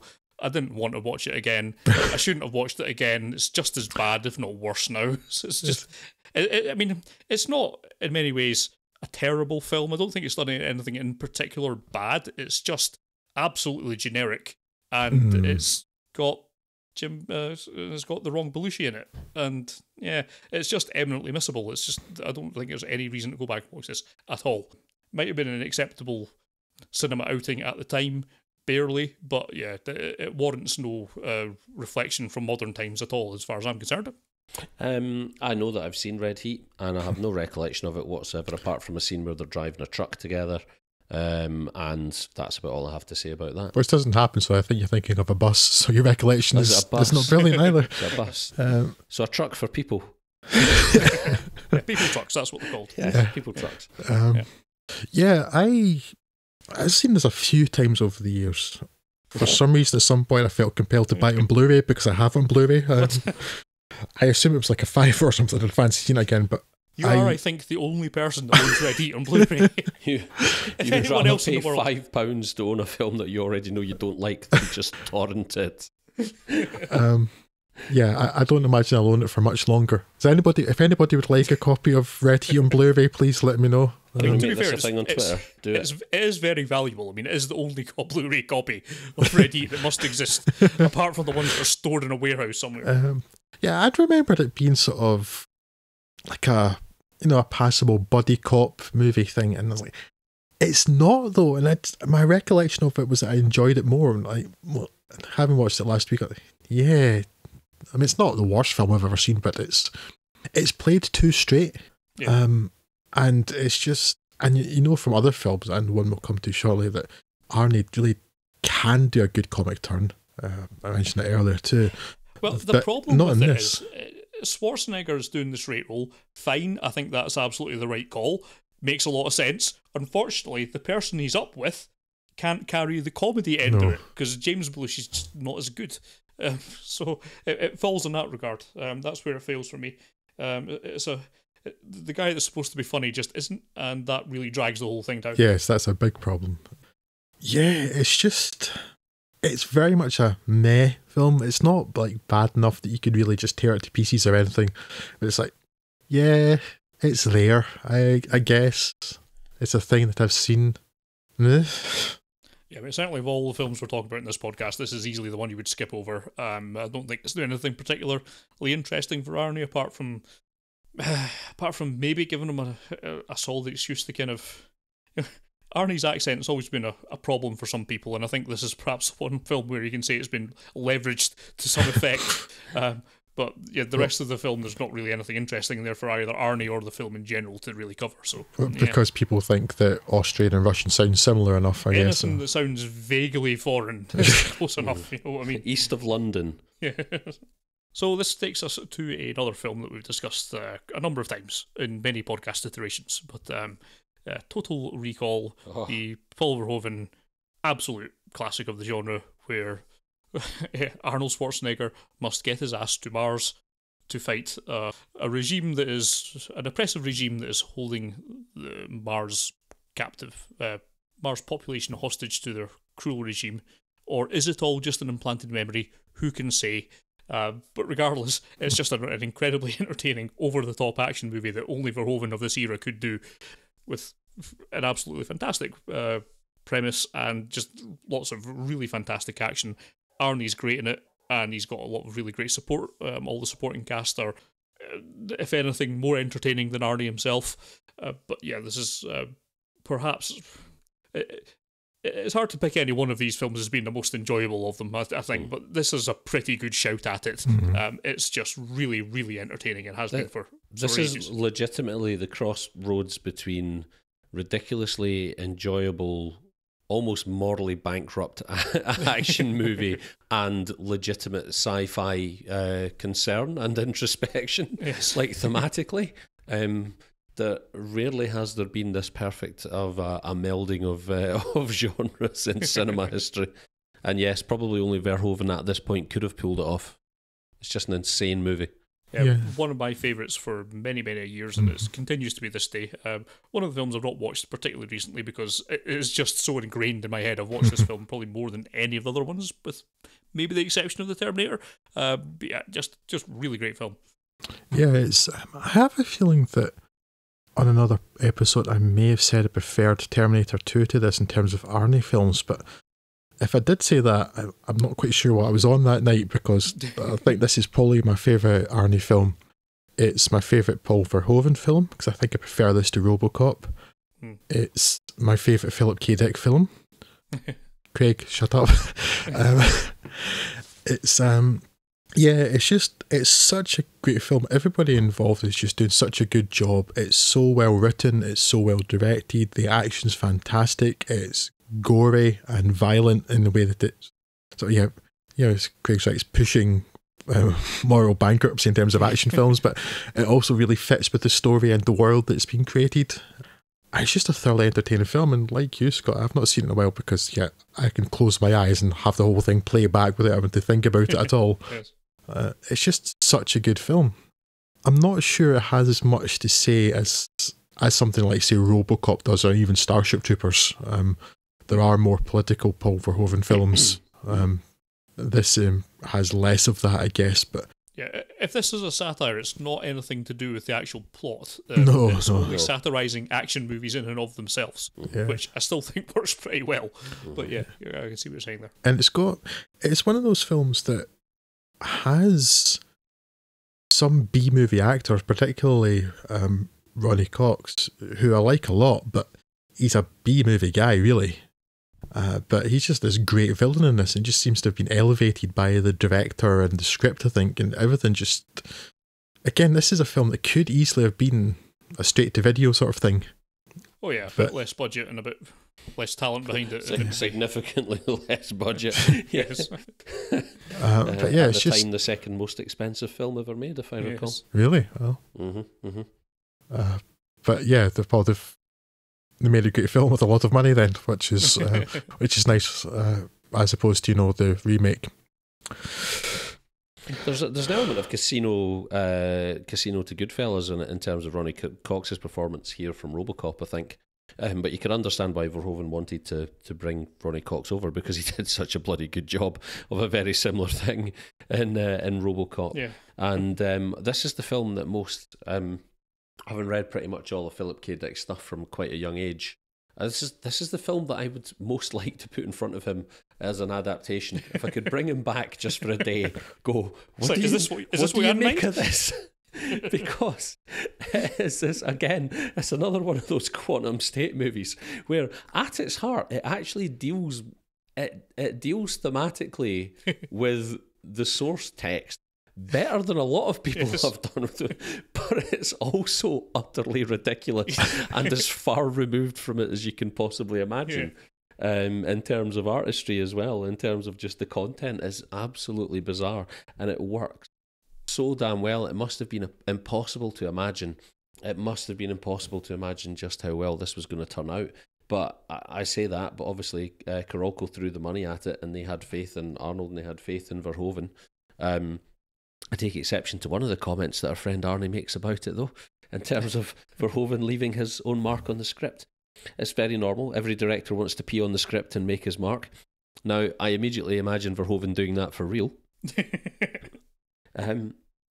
His suggestions were smart, and they made the story much better. He immediately dug into the research on Mars. How would you free up the oxygen that's bottled in the rocks there? There had to be a scientific basis for it. Paul added a dimension of realism and scientific fact. No.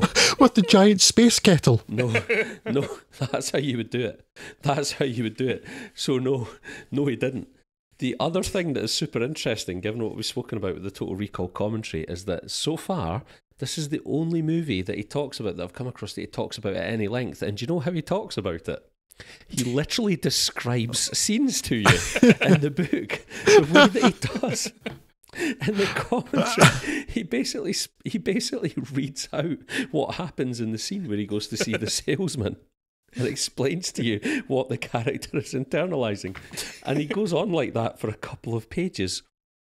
And then there was the scene where I blabbed about bars, but I didn't blab about bars. But listen, he's actually he's actually got some interesting stuff to say about it in the context of the themes and whatnot, right? But I want to read this bit to you because it melds that bizarre thing that he clearly has for this movie and this movie alone of just being very literal in his commentary of it. And he mars it with one of, I think, if I had to shortlist some quotes to have tattooed on my face, this might be up there with it, lads. So he's talking about the climactic scene with Sharon Stone's character, where she kicks him in the nuts, basically. That's for making me come to Mars, she says. By the end of the next scene, she's saying, Doug, you wouldn't hurt me, would you? Honey, sweetheart, be reasonable. We're married. He's literally reading out the script at this point. Be reasonable. We're married while she's pulling out a gun to kill him.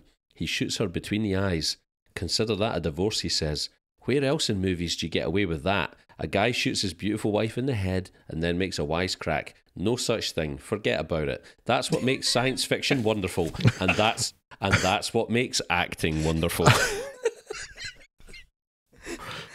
I like acting because I can shoot my wife without recourse to the law.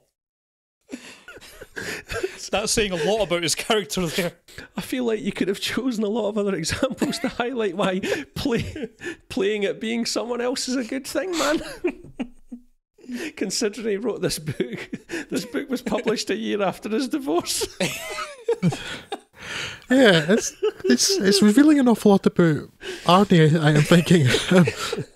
This is a man who has played evil robots. He has played special forces operatives. He's played hero cops. He's played a spy who flies a Harrier jump jet. But no, the great thing about acting is how you can kill someone and make a quip. Remember that time I shot a woman in the face? Ah, I fooled you. It was acting. And that's what makes acting wonderful. Hot damn, that is a hot take. I can't believe I haven't got round to reading this book yet. Anyways, Total Recall was the first #MeToo film. What a beautiful, beautiful quote. And then he goes on some more about it for another few pages, which just goes to tell you this was clearly a film dear to his heart. But it is, though, all joking aside, it is a fantastic it's a fantastic amalgam of sci-fi, of action, of exploitation almost. Of all sorts of things. It's extreme in almost every sense of the word, and somehow it gets away with it, and it is just the most entertaining. It should feel like a guilty pleasure, but it can't even be a guilty pleasure. It's just a pleasure. Yeah. It's just a really amazing film, and something that could probably only have been made in the 90s. Yeah, I'm very much with Scott here. I don't really believe in guilty pleasures. Yes, I like what I like. I like this film too. Yeah, it's just, I don't know if this is colored by simply how many times I've seen it, but there just feel like there were so many iconic scenes in it as well. His eyes bulging out when another scientific thing. Yes, another sound scientific basis that if you don't have any oxygen, your head expands. But okay, yeah, a drop in pressure of about 1 atmosphere will do that. Absolutely, that's what happens every time someone climbs out of a swimming pool, isn't it? Yeah, the scene with Benny and then Michael Ironside's arms being ripped off, the woman's mask at the airport. 2 weeks. 2 weeks. It's just full of so many great things. The only thing now that isn't great is that, you know, saying it was such an expensive film at the time, Craig, some of that really doesn't show anymore, because it does have a very much a Star Trek TV series set look about some of the bits. It's like, that'll be big bits of polystyrene rock then. Oh, look, there's a whole set of polystyrene rock. It's not very convincing. I kind of love it for that, though, and I think that aesthetic kind of suits it, because it, like you say, it knows it's trashy in the right places. Yeah, I don't mind it at all, really, when I watch it back, but it does look like something. I think I've noticed that more when I went back at some point when there was a high-def Blu-ray-ish 1080p kind of remaster of it knocking around, rather than the old school stuff. I don't think that bothered me quite so much when it was back in Pauper Vision, but now we're in this all 4K shiny Futureville. Yeah, some of it does look a bit like it wasn't quite made for that scale. But yeah, it's strange because there are bits that are like Arnie's face underneath the mask of the woman, which doesn't look quite right. But again, going back to what we were talking about earlier, with it being a physical effect, and it's better than the CGI would have been at the time. And then there are some bits though, yeah. So look, they've got like the polystyrene sets that look dodgy. Then at the same time, you have the set of when you see the huge plate glass window at the side of the hotel, and like that just looks really good.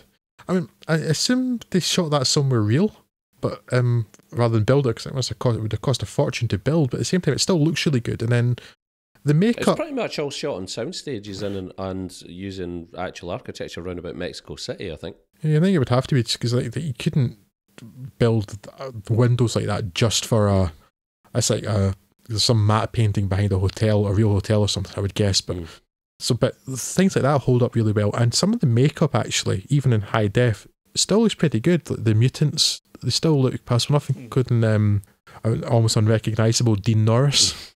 And then you have there's other bits too that do look really good, like and excruciatingly painful looking when he's removing the thing from his nose. Yeah. With the Foley effect too, of that crunching noise when the probe finds it, but there's only pulling it out of his nose. Like, okay, part of my brain's thinking, yes, that's ridiculous. There isn't space for that. That couldn't happen. The other part was going, oh yeah, ow, ooh, that looks painful. And then at the same time, they're with all the polystyrene sets, and it's kind of annoying. I wish there was more consistency there, but it doesn't really matter because the whole film is so entertaining. And yes, I love the scientific veracity of it with the giant space kettle. Yes, I too love the scientific veracity of it. So we move on to perhaps Arnie's biggest film, certainly at the time, Terminator 2. I'm assuming I don't need to introduce this to anyone. It's the Terminator, but more of it. Evil Terminators, more time travel shenanigans, liquid metals, advanced for the time, CG effects. We've already touched on this a little bit when we talked about the first Terminator, but yeah, whether you prefer the first or the second one, I don't think there's anyone that would outright ever come out and say that Terminator 2 was a bad action film. Whether it's aged better or worse than other films, I'm not quite so sure, but at the time it was a phenomenal piece of action, and it's, to my mind, still is. I can still very much enjoy watching it, whether some of the CG is up there or not. But as I say, it's got a bit of a PlayStation 1 vibe to some of the CG effects when you go back and play those. It was the dawn of the CG era that hadn't quite formed the way that it has these days, for better or worse. But yeah, I still think Terminator 2 holds up as a really great film, and certainly the last great Terminator film. And yeah, Scott, are you besmirching Terminator Genesis? How dare you? I mean, I would besmirch it, but everyone else has been doing so much smirching to it. I think it's all smirched out. I love Terminator 2. It's my favourite Terminator film. It's a great action film. The thing is, some of the CGI actually still holds up reasonably well. I mean, it's not as polished as you would expect nowadays, but, well, it's from 1991. Of course it's not. It's really just the stuff where they were really cutting, they were really pushing the edges, they were, the whole sort of morphing and all that stuff, that hadn't really been done before, and certainly on that kind of scale, or the liquid metal stuff was all very impressive for the time. It's just that it's been improved upon since then, but they were inventing the techniques as they were going, from what I can understand of it, so... Yeah, and some of it still holds up. There's the bits when basically the Terminators become the floor and morphs up into become one of those twins that are playing the security guards. Yeah.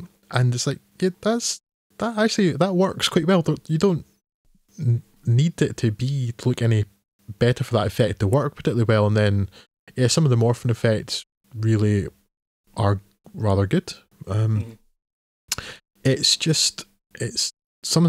actually, weirdly, it's some of the more practical effects that have aged poorly in that film. Like I mentioned earlier with the pie dishes, it's like you just attach things to Robert Patrick's shirt and they look terrible. Whereas now those would be done with CGI, and I guess that was beyond their capability at the time, and so they would look better now. But it's just a thoroughly entertaining film. It's James Cameron just showing it. Still, he can do action really well. And yeah, I don't have a lot more to say though. It's another Terminator film, and it's much better than Terminator Genesis. So that's the important thing. Was what isn't, quite frankly. Yeah, I don't know. There's much I would add. Yeah, so that seems like a little bit of short shrift to give what was one of the biggest films of the era. But I think it's been a film that is so well known to everyone. Have been written. Yeah. Yes. Yeah. We're not going to be adding a great deal to it. So yes, in the unlikely event that you somehow haven't seen Terminator 2, yes, you should see Terminator 2. It's good. There. So we'll move on to another film we've brushed up against, which was The Last Action Hero. Mostly derided at the time. As I say, seen something of a renaissance, although I think that's again just more people being a bit more in tune with the postmodern aesthetic that it brings to a lot of the action films, wherein a kid, Danny, is given a magic ticket which allows him to enter the world of Jack Slater, which is basically an Arnie film, but so he's given a license to go along with the ridiculousness inherent in most of these films, but trouble ensues when one of the villains of the piece, Charles Dance, an excellent Charles Dance. When is he ever not, really? Yes, that's true. Finds his way out into the real world where it turns out that bad guys can win. Yeah, I watched this again just earlier because I don't think I'd ever seen Last Action Hero until relatively recently. When I say that, maybe 10 years ago or so, something like that. I certainly maybe just got that kind of first wave of reappraising of it. And I quite enjoyed it then, and I was glad to see that I enjoyed it just as much today when I watched it again. It's maybe a bit too long. 2 hours of film is just taking a little bit, stretches the premise just a little bit too far, but there's a lot of really great scenes in it, and I think it's well worth watching for anyone who's got any interest in action films at all. And of course, it's one of the many one of the films where Arnie's funniest in it. He's playing it fairly straight, but it's just pitched absolutely perfectly. And this is exactly the sort of thing you should be doing, and not Kindergarten Cop or Junior, because they're dreadful, and this pretty funny all the way through. I was quite impressed with it, and still am today. I've got a lot of things to recommend in it. Good to see Tom Noonan again. And yes, I can quite understand why a lot of people didn't like it. If you're, as with most of these, I mean, it's basically a comedy as much as an action film, so if you don't find this kind of thing funny, then there's not really an awful lot else in there for you to enjoy. But it kind of hits all the right spots for me. It's a nice little affectionate parody of the genre. I think it does a lot of things quite well. As I say, could do with being half an hour shorter, but yeah, pretty good. I still think it's very interesting film and well worth taking a look at.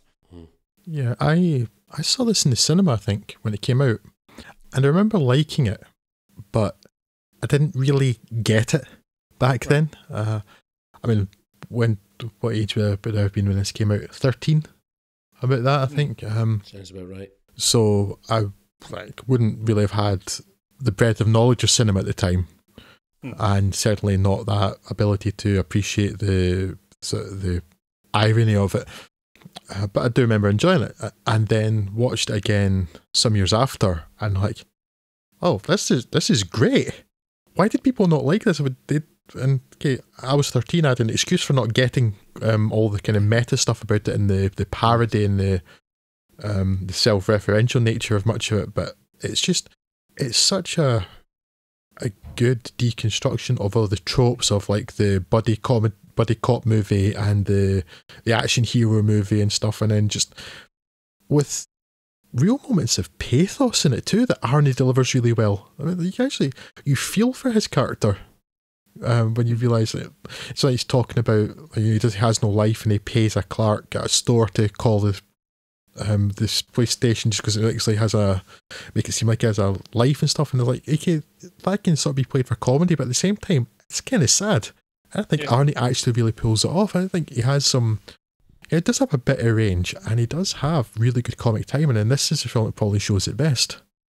I don't think this ever got the props it deserved, and especially not from me. When I saw it in the cinema, I was massively unimpressed, and I just didn't have the faculties to deal with anything meta at that point at all. Exactly. I couldn't have explained to you what that meant and what that was, and I don't think a lot of people would. And then it does require quite a lot of familiarity with the action genre. Yes, it does. And one of the problems that I have with it is that that it obviously relies on so much familiarity, but then some of it's too far on the nose. Throughout, it makes a point of spelling things out that really, if your audience is buying in the first place, you would have to assume that they're already aware of. Yeah. That's one of the few criticisms I have for it.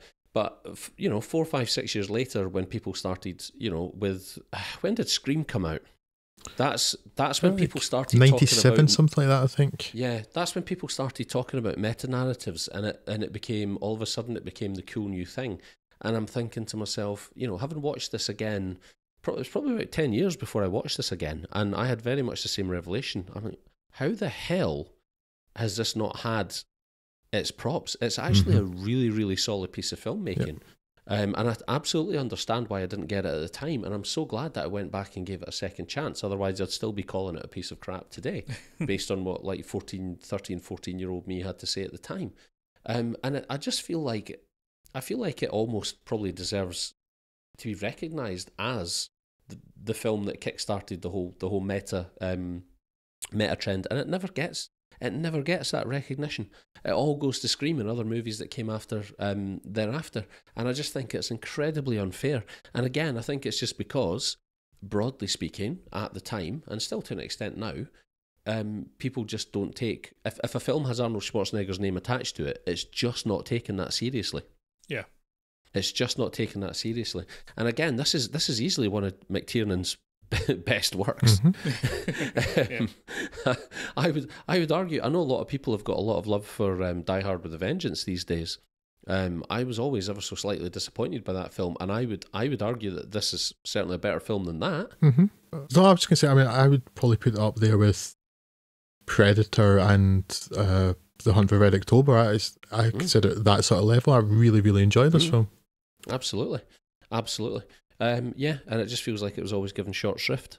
But yes, I know people have come back and started to reappraise it. Certainly sooner than I did. So I'm not going to say I was like first wave reappraiser or anything. But I'm glad that I listened to those people and went back because they were right. And it's nice to see people able to kind of poke fun at themselves too, because the scenes with the real Arnie inside Last Action Hero too is like Arnie is being portrayed as a kind of a buffoon there, and like with the references to Planet Hollywood and stuff, and his wife saying, "Oh, you're so embarrassing," and like, you get a feeling it's like, yeah, he does have a fair bit of self-awareness, and he's willing to kind of prick that pomposity. I think that's people are only really aware of that now. I wasn't sure whether we would talk about this tonight or not in the context of these films, because obviously it comes a bit later. I feel like on the topic of the man himself, that's a perception of him that I have certainly, my opinion has swung wildly in the last 7 years or so since his divorce went through, and we learned about some of the sort of shameful stuff that he got up to. And he was very much forced publicly to put forth some comment on the way that he'd behaved. The book, the reason I bought the book is I thought this is going to be a fascinating, and I can't believe I've not read it yet. I thought this is going to be a fascinating insight because very much it felt like actually he did tackle a lot of it head on, and some of the stuff that he did was inexcusable, but he did at least address it, and it seems to have been, the publishing of that book seems to have been a catharsis for him, and I feel like his public persona now is vastly different to how it was and how his reputation was previously. And I get the sense that it's almost like a weight has come off of his shoulders. But I'm not sure how accurate that is in terms of how he lives his public life now, and whether or not he was always just that way. But I think there was a very definite perception of him as being quite an egomaniac, quite bullish on set, very much aware of how much authority he commanded in terms of his box office draw, and being very combative with people. And it's interesting to see a film at this point in his career where actually there is a suggestion there that he's very much aware of what his limitations are, and that he is willing to poke fun at himself, which not everybody is. I mean, it's a bold move for him to make this film, actually, when you think about it, because it to a degree is basically poking fun at his meal ticket. Yeah. Which he has made an awful lot of money, as we've discussed. Yeah. Do you remember all that stuff that I've done that you've rewarded me handsomely for? Yeah. Isn't it nonsense? I'm going to make a film where I point out how silly almost all of it is. Yeah. And I just don't think the general cinema-going public were ready for that level of self-awareness at that point. From someone in his position, certainly. Yeah. And it could feasibly have actually sunk his career entirely from that point onwards. Well, it almost did. It came close, but the next one we'll talk about did pretty well. But it was a risk. I don't think it paid off for him now, but I think when you view the long game from it, I think it's got some sense to it. Artistically, it paid off. Maybe not career-wise, but certainly in terms of creating something worthwhile. It was an absolute flop at the time. Yeah. I mean, I didn't think it helped too that it wasn't marketed particularly well, and Sony were just messing about with it. And there's definitely, as you both mentioned earlier, there's a fair bit of flab to the film, and I think that's because it went through a number of writers and a number of rewrites too that sort of took away a bit of the edge of it. But even for that, I still think it's a deeply successful film, even with those things. As an artistic endeavour, it has got a lot of value. Yep. And outside of the sphere of Arnie, I need to look at his name. I've forgotten the kid actor's name, but little Danny. Austin O'Brien. I'll take your word for it. But yeah, a fairly precocious little kid that I didn't want to launch out of a window. Yeah, so he's quite likeable, actually, isn't he? Yeah. Mm-hmm. What's he doing these days? No, was he in Free Willy? That kid? I think he might be, but I'm not sure. I'm not convinced I've ever actually seen that film. But In many ways, Free Willy, the film of the Me Too movement. But yeah, he's not not the sort of character you immediately want to drop kick or anything, is he? It's always reassuring in the presence of a child. There's a whole chapter in this book labelled The Last Action Hero. Wow. Just dipping into this would be probably irresponsible of me for a quote, but I didn't realise it came out around the time of Jurassic Park as well. Yeah, the fact there's that La Brea tar pit thing was just coincidence, but it kind of think at the time people kind of saw that as an attempt to make fun of Jurassic Park or something. It was the idea I got from something I read recently, actually, but it's just coincidence. Wow. The criticism went way beyond Last Action Hero. My career was over. History. Writers attacked everything I'd ever done in movies as if to say, what do you expect from a guy who works with John Milius and talks about crushing his enemies? That's the world that's the world they want to live in. We want to live in a compassionate world. Politics came into it. As long as I'd been on a roll, I'd never been attacked for being Republican, even though Hollywood and the entertainment press are generally liberal. Now that I was down, they could unload. Reagan and Bush were out, Republicans were out, and so were mindless action movies and all the macho. Now was the time for Bill Clinton and Tom Hanks and movies that had meaning. So that's almost sad to hear him talk about it in that respect, because if only, 2020 hindsight and all, I think there is a good deal in some of his of meaning in some of the stuff that he's produced. I'm not saying that the meaning emanates from him, but to label all of those movies mindless is a mistake that I think a lot of people probably made. Yeah, and if I recall what you're saying there correctly, to label at least 12 years of proper film making and a few odds and ends as meaningless. I think that's a bit harsh. I don't think you can work with Paul Verhoeven, James Cameron, and John McTiernan at that point in their careers and claim to not have done anything worthwhile. Yeah. It's just a statistical impossibility. That's just not going to happen. Yes. So interesting way to feel about it. So the last film we'll talk about today is something that I might actually bring back up again. I'm desperate to do a film about Bond knockoffs, and here's James Cameron's attempt with True Lies, which is a Bond knockoff crossed with a romantic comedy, I suppose, in a lot of respects. Very much a return to Arnie's action roots. It's what you'd basically get if you had a domestic James Bond played for laughs.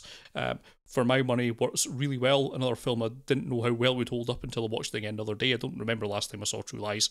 Probably not for a good decade or so. I'm not sure. Yeah, I'm not altogether sure I got much more from it watching it again, but I think I enjoyed it just as well today as I did the first time I saw it back in the day. It's a really well put together piece of filmmaking. It's not James Cameron's best work, but it's really, really solid. Particularly, I think it's quite well written. It's quite smartly written. I think Tom Arnold somehow doesn't annoy me, which is a rare thing indeed. That's a miracle. I was going to say, I can't say the same, unfortunately, but it's the strangest casting though. Tom Arnold. Why Tom Arnold? Yeah, as with you, Scott, he doesn't bother me in this, but watching it again last week, or just a couple of days ago, actually, for the first time in a long time, it's like, why? There's no one else available? Yeah, I'd never forgotten he was in it, but I feel like, but Tom Arnold, why? Why Tom Arnold? I think True Lies, I remember going to see it at the cinema at a time when, and again, try to think what age it must have been. When did True Lies come out? It would have been 94, so it would have been 14 or 15. Yeah, at a time when it was still difficult for me to maintain attention for more than about 90 minutes, and at 2 hours 20, I would still suggest that this film needs half an hour lopped off the running time. Yeah. It's very bloated in that respect. It feels like 3 great action sequences padded out with about an hour and a half of just gas in between. Yeah. It suffers really because there's a very definite end point after the bomb goes off, and then the film carries on with the scene with the Harrier jump jet. It's like, you really feel that they decided they wanted to put this Harrier jump jet scene in because it would be really cool, but it doesn't really fit with the rest of the film. Yeah, but it's just it was really cool, but yeah, it kind of it takes it just a degree or two too far, I think. Also, a fundamental misunderstanding of how your jump jets work, but don't let that get in the way of a cool action scene. No, and also at the time as well, if I recall correctly, was this not the first piece that James Cameron had created Digital Domain at that point, hadn't he? Wasn't this the first film that they worked on, essentially? I can't remember if he stole... It was his VFX company, and I can't remember if he stole a load of guys from ILM, essentially. But technology showcase-wise, I wouldn't be surprised to find that some of the decision around that was just driven by wanting a tech demo, basically, which is essentially what that last half hour feels like. But it's when it's fun, it is rip-roaring fun. It's just not paced like any other Cameron movie, really, that I can think of, and that's always been my problem with it. Tom Arnold aside, who I just can't stomach at all. That horrible, just obligatory comedy sidekick, everything on the nose, everything telegraphed, I just think is a real disastrous hallmark that a black spot in so many films from this era. But if you're willing to set that aside, there is so much to enjoy about this. I just feel like the editing process could have been a lot tighter on it, and it would have been an infinitely more enjoyable movie overall, as opposed to just a film that I basically want to watch about 40 minutes of this film and skip everything else in between. Yeah, and there are just some really good moments too. Perhaps anything with Bill Paxton's great. Jamie Lee Curtis is fantastic in this. And there's actually real chemistry between her and Arnie, and he's just it's just fun. But yeah, it could do with some judicious editing. And again, a sort of subtle level of self-awareness on his part, not as obvious as something in Last Action Hero, but enough to demonstrate that that there would be mileage in giving him more opportunities to do different things, I think, at this point in his career, as opposed to later, now that he's retired from politics again, and he seems to be doing more interesting stuff. I think it probably wouldn't have been the right time to do that stuff necessarily, and if he was interested in maintaining that doubling his pay scale thing, because I don't think that would ever have happened if he'd branched out. You can only do that a number of times before you get more money than anyone else has on the planet. Yeah, it becomes like that one grain of sand on or grain of ice on a chessboard thing, doesn't it? I don't mean literally, of course. I mean in terms of his career progression generally and the success he had financially, that would never have happened if he had opportunities to step outside of typecasting earlier. Typecasting was definitely a benefit to this guy for a period of about 12 to 14 years. And he profited greatly from it, but it's nice to see him trying more interesting stuff now, and I think now's the right time for him to try it, to be honest. Yeah, I mean, particularly if you look at the way his career went after True Lies, not to curtail discussion on that one, but you get into stuff like Jingle All the Way, Batman and Robin, Eraser with the Sixth Day. Eraser with the tremendous CGI crocodile, which we were talking about the CGI and things like Terminator 2, which at the time were groundbreaking and looked great at the time. Yes. Even at the time, the crocodile in Eraser did not look good. No. You know that episode of Red... And there was no reason to have it other than for a clip as well. You know that episode of Red Dwarf where Rimmer surfs a crocodile, Scott? Yes. It's basically as convincing as a crocodile in Eraser. It might as well have been a rubber crocodile being thrown in from off screen. Yeah, but I was... it might as well have been a bucket of frozen bees. Freeze-dried bees just thrown in. Yeah, I remember the times thinking it was terrible, and I was talking to one of our regular contributors, Matt Toller, on Twitter a few weeks ago about this. He'd been rewatching Arnie stuff, and he'd watched Eraser. I'd largely forgotten about the existence of Eraser. I hadn't thought about it such a long time, but as soon as he mentioned that, I was like, oh yeah, now I could just go back to my 25-year-long, whatever it is, 22-year-long wondering about how on earth that film cost $90 million. Where did that money go? Because cocaine's not that expensive. Because it didn't go on screen. It can't have been cheap to build real railguns. I forgot that film had railguns, yeah. That's the whole crux of it. How bizarre. How absolutely bizarre. But just taking it back to True Lies, a film that I think is a rare film that I would have actually minded seeing James Cameron come back to at some point. I think he could iterate on this and actually produce a really good franchise. The way that Avatar isn't. Sorry. Sorry. I was thinking more the way that Tom Cruise came back to the kind of Mission Impossible thing and drove that forward and created what has actually become one of the more reliable franchises in history, which you would not have thought from the Brian De Palma film back in 5. But yeah, I think there's lots of nice little kernels here I could have done with seeing a husband-wife team becoming a kind of secret agent sort of thing. It was left wide open for it. Yeah. It's got. I think this had legs. It could well have exploited and maybe tightened up, as you say, but.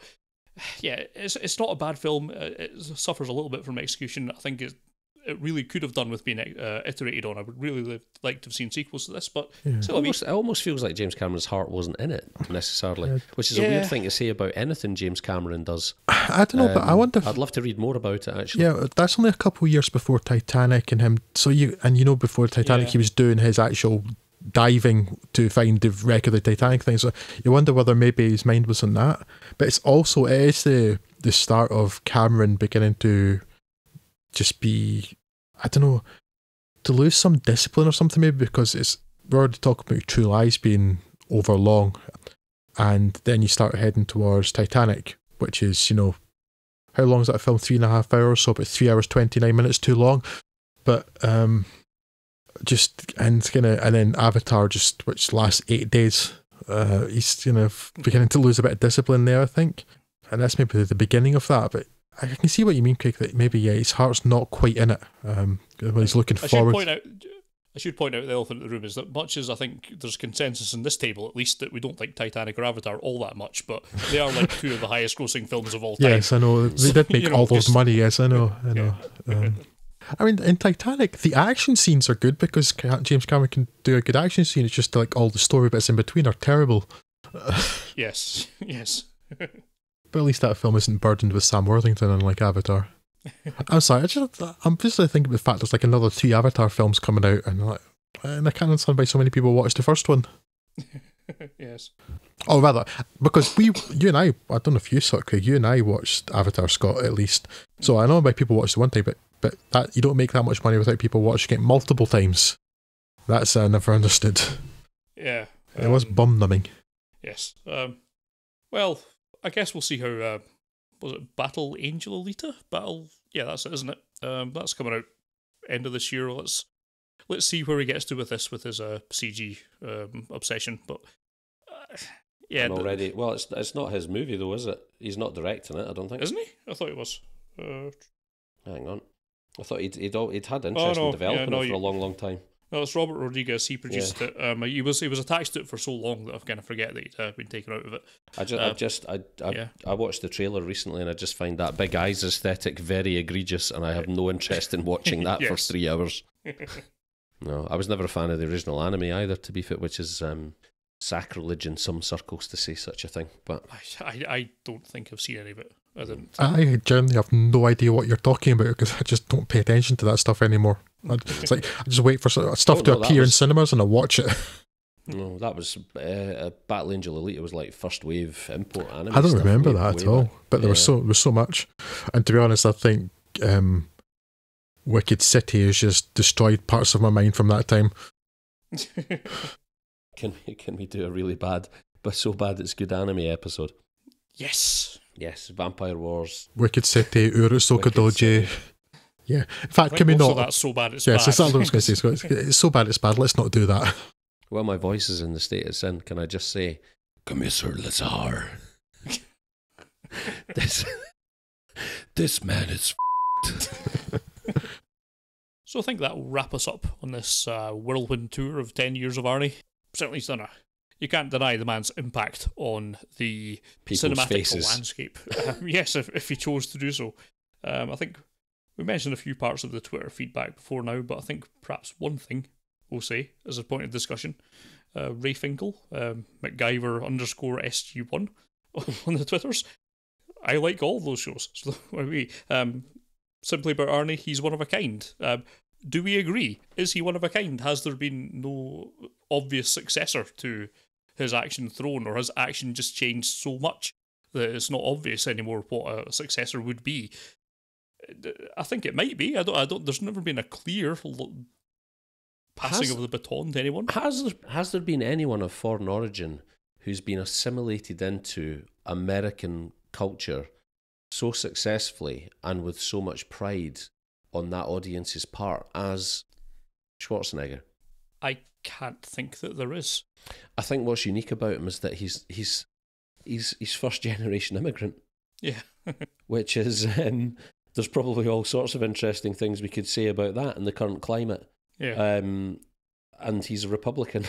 Yeah. There's all sorts of things we could say about that, but in terms of his cinematic legacy, I do think he's pretty unique. He's occupied a space that has been reserved exclusively for all-American heroes without being all-American. I think he might be the only person who's ever done that. Yeah, and he may be the last. Not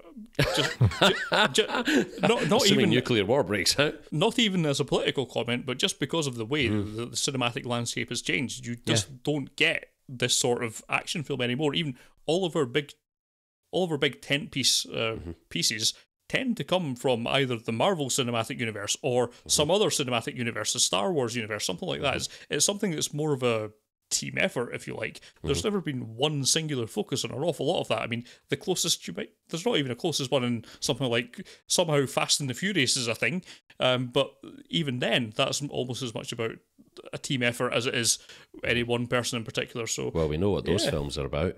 Family. Yeah, family. Oh dear. Yeah, I think he is unique. Yeah, I think we may never see his like again, even though he's still going. But certainly not in the same capacity as he was back in this era. Yeah, we don't wish him any ill. No. I think there's a lot questionable about him, man, but there's also an awful lot to commend about him currently as well, I think. Yes.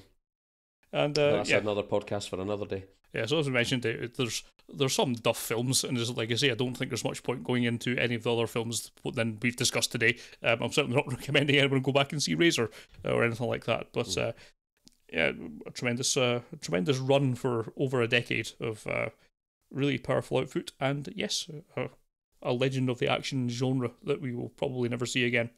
I think we've covered a lot of the other things we'd feedback on Twitter. We've mentioned the guys from at Chopper Fireball, Exploding Helicopter podcast. I think we've mentioned their input previously. And also Lewis, young actress, at Sonic Yoda on Twitter. Not just talking about Commando, but he says that Predator feels special because it makes a really small-scale, condensed threat feel incredibly dangerous, which, yes, we are like much agree with. The whole claustrophobic feel of a jungle works very well for that. It does pull off the quite impressive trick of making something quite so open feel claustrophobic, because it's a whole rainforest. It ought not to be possible, really. Yeah. He likes Station Hero a lot. A film so throwaway and trashy shouldn't have such gorgeous cinematography, which is not going to touch on, but yes, those long shots. It's a pretty well put together film. I just wish it was trimmed a little bit. And he also admires The Running Man for successfully making the video game Smash TV into a movie. Also, old lady swearing is always funny. Indeed. Oh dear. That will conclude proceedings for today. Thank you very much for your attention. We will be back with you in a mere 10 days. Until such time, we'll bid you adieu. I've been Scott Morris. Over there has been Craig Eastman. Bye-bye. And as far as I recall, this should still be Drew Tavendale? I can't back it up with paperwork, but I think you're right. Yes, let's just say that's confirmed. Ta-da!